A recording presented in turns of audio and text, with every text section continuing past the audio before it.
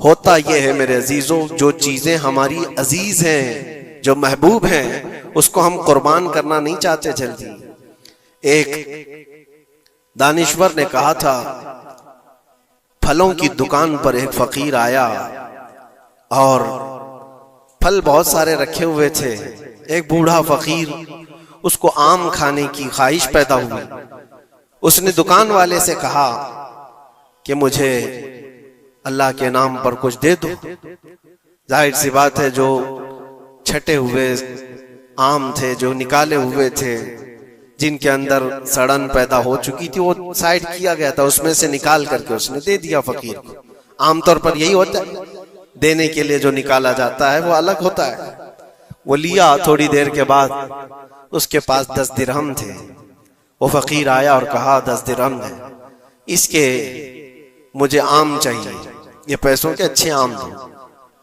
تو 10 درہم لیا دکان والا اور اچھے سے چن کر کے 2 آم اس کو دیا جو بنتے تھے۔ وہ فقیر ہاتھ میں دونوں آم لیا اور پھر اللہ کی بارگاہ میں دکھا کر کہا، اے اللہ، دیکھ اس بندے نے تجھے کیا دیا ہے اور مجھے کیا دیا ہے۔ تیرے نام پر مانگا تھا تو سڑی ہوئی چیزیں دیا، اور میرے پیسوں سے دیا ہے تو اچھا مال دیا ہے۔ کیا یہ عام طور پر نہیں ہوتا ہمارے ہاں؟ کھانا اگر بچ جائے تو اسے تک بانٹنے میں دے دیا جائے۔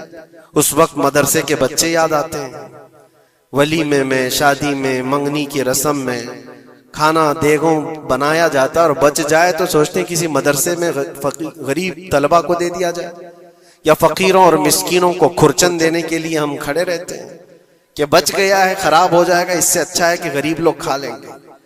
ایسا کیوں نہیں ہوتا کہ جب دیگ پک کر تیار ہو جائے تو اس کا اوپر والا پہلا کھانا فقراء کو دے دیا جائے، کیونکہ وہ اللہ کے نام پر دیا جا رہا ہے۔ ہمارے اپنے کھانے سے پہلے غربا اور مساکین کا خیال کر لیا جائے۔ اسی لیے مجھے وہ بات یاد آتی ہے، رسول مکرم صلی اللہ تعالی علیہ وسلم کی عادت کریمہ تھی، جب آپ کے دسترخوان پر کوئی فقیر آتا تو اللہ کے نبی صلی اللہ علیہ وسلم کے دسترخوان پر جو کچھ ہوتا سب سے پہلے اس کو پیش کر دیتے۔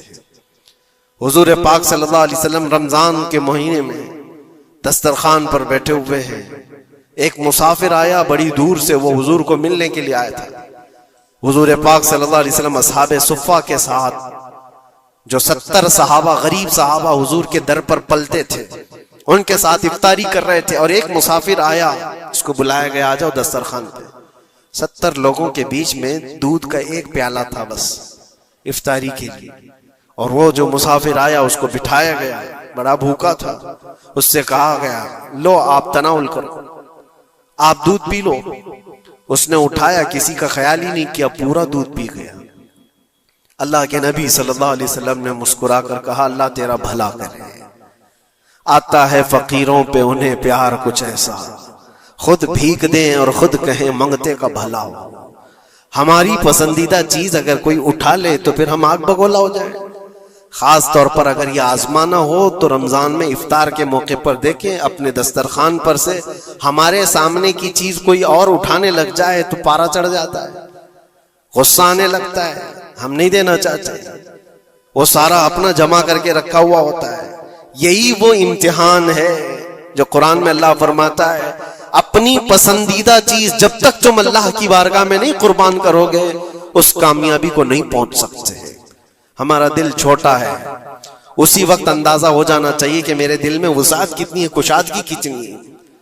آزما کر کے دیکھ لینا، افطاری کے ٹائم پہ تھوڑا سا تمہارا شربت کوئی اٹھا لے، یا کوئی فروٹ تمہارے ادھر سے ادھر کر دے دسترخوان پر۔ جھگڑے ہوتے ہیں بہت سارے، غصے میں آگ بگولا ہوتا ہے، لال پیلا ہوتا ہے، پتہ نہیں کیا کیا سنا دے گا۔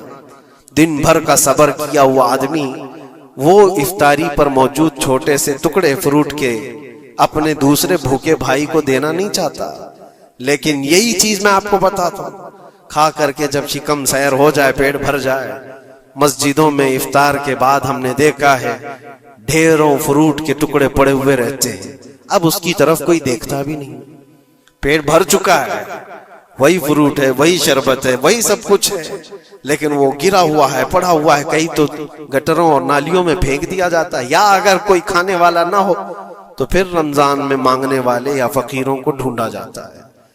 اپنا پیٹ بھر جانے کے بعد پھر فقیروں کو ڈھونڈنا، یہ وہ امتحان نہیں ہے جو ابراہیم علیہ السلام نے دیا تھا۔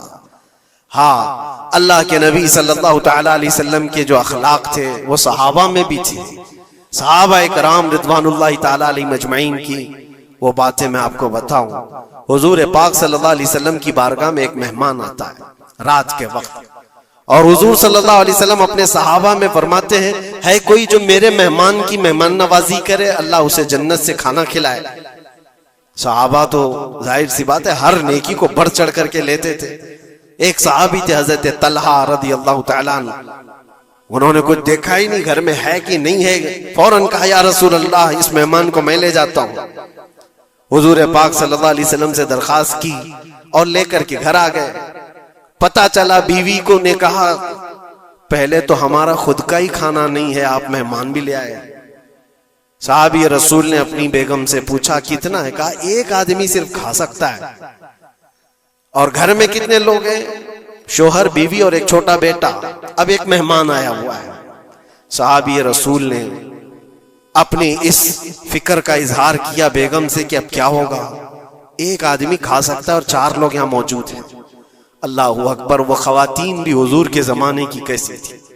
انہوں نے کہا اپنے شوہر سے گھبرائیے مت، میں بچے کو تھپکیاں دے کر سلا دوں گی، آج ایسے سلا دوں گی، اور دسترخوان پر جب بیٹھے آپ کو کھانا میں پروس دوں گی، اور پھر بتی اچانک گل کر دیں گے، چراغ بند کر دیا جائے گا، آپ کھانے جیسا منہ چلاتے رہیں اور اس مہمان کو لگے کہ آپ بھی کھا رہے ہیں، اور کھانا پورا اس کے سامنے رکھیں تاکہ وہ پیٹ بھر کر کھا لے۔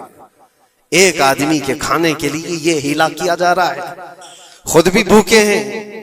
ایسے ہی ہوا، دسترخوان بچھا اور صحابی رسول نے کھانے کا برتن ان کے سامنے پیش کیا، اور اچانک چراغ کو بجھا دیا گیا، اندھیرا ہے۔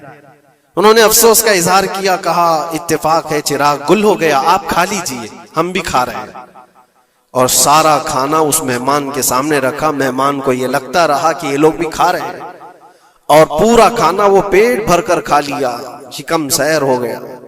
اور اس کے بعد برتن اٹھا دیا گیا۔ وہ صحابی رسول حضرت طلحہ بھی بھوکے سوئے، ان کی بیوی بھی بھوکی سوئی، ان کا بیٹا بھی بھوکا سویا، صرف ایک مہمان کی مہمان نوازی کے لیے، اپنی عزیز چیز، اپنی پسندیدہ چیز قربان اللہ کے نام پر۔ لیکن میرے عزیزوں، واقعہ صرف اتنا ہی نہیں ہے۔ صبح ہوتی ہے، حضور پاک صلی اللہ علیہ وسلم صحابہ سے کہتے ہیں طلحہ کہاں ہے؟ حضرت طلحہ اس مہمان کے ساتھ آئے، حضور دیکھ کر مسکرانے لگے، طلحہ تمہاری مہمان نوازی کی تعریف جنت میں فرشتوں کے درمیان ہو رہی ہے، اللہ تبارک و تعالیٰ تمہاری مہمان نوازی کی تعریف فرما رہا ہے۔ جبرائیل آئے تھے اور مجھے بتا گئے کہ آپ کے ایک صحابی نے اللہ کے نام پر اپنا سب کچھ اس مہمان کو کھلایا ہے۔ یہ ہے جس کو ایثار کہتے ہیں، اس کو کہتے ہیں یہ قربانی۔ پیٹ خالی ہو اور دوسرے کا خیال ہو، پیٹ بھر جانے کے بعد تو پھر وہ ویسٹیج دینے کی بات آتی ہے، اپنے گھر کا بوجھ نکالنے کی بات آتی ہے۔ اچھی چیز جب اللہ کریم کی بارگاہ میں دے دیا جائے تو وہی قرآن میں اللہ نے فرمایا لن تنالوا البر حتى تنفقوا مما تحبون، تم اس وقت تک اس کامیابی کو نہیں پہنچ سکتے جب تک کہ اپنی پسندیدہ چیز اللہ کی بارگاہ میں قربان نہیں کرتے۔ پسندیدہ کا لفظ ہے، اپنی چاہی ہوئی چیز کا ہے۔ اسی لیے عزیزان گرامی وقار، حضور اکرم صلی اللہ تعالی علیہ وسلم کے صحابہ میں سے ہم نے دیکھا ہے، ان صحابہ اکرام نے کبھی ان چیزوں کو ایسا پسند نہیں کیا، ایسا پیار نہیں کیا دنیا کو گلے لگا کر، اس کے باوجود بھی اس کو قربان کرتے رہے، قربان کرتے رہے۔ جو چیز دنیا میں تمہیں غافل کرتی ہے وہ یہی چیزیں ہیں جس کو اللہ تعالیٰ تم سے دور کرنا چاہتا ہے۔